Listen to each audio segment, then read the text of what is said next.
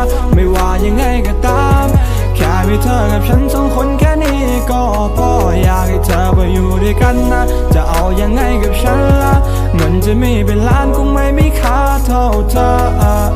ก็ว่าชอบคนนี้นะรู้หรือเปล่าชอบแบบนี้นะรู้หรือเปล่าพูดไม่ฟังนะไม่ว่ายังไงก็ตามแค่มีเธอกับฉันสองคนแค่นี้ก็พออยากให้เธอไปอยู่ด้วยกันนะจะเอายังไงกับฉันล่ะเงินจะมีเป็นล้านคงไม่มีค่าเท่าเธอชอบเธอมันนานแล้วรู้ยังเธอน่ะรู้ยังคืนนี้เป็นไงเดี๋ยวรู้กันเดี๋ยวก็รู้กันก็ไม่ได้เจ้าชู้คุณรู้หรือเปล่า Sorry นะยูขอโทษอีกทีแต่ต่อจากนี้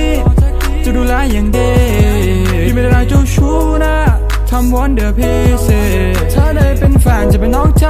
มีแค่เธออยู่รำไปเธอไม่ต้องอายเพราะตาไม่ยายจะไปสู่ขอทำไมสบายไปส่งหมอแค่เงินไม่มีเธออยากท้อเอาบัญชีพี่ไปเลยไม่นอ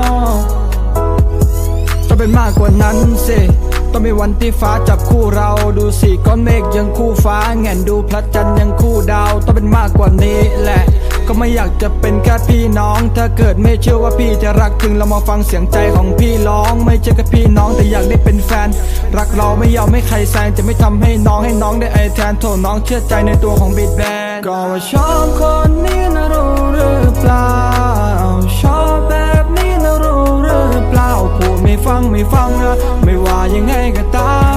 แค่มีเธอกับฉันสองคนแค่นี้ก็พออยากให้เธอไปอยู่ด้วยกันนะจะเอายังไงกับฉันล่ะเงินจะมีเป็นล้านคงไม่มีค่าเท่าเธอ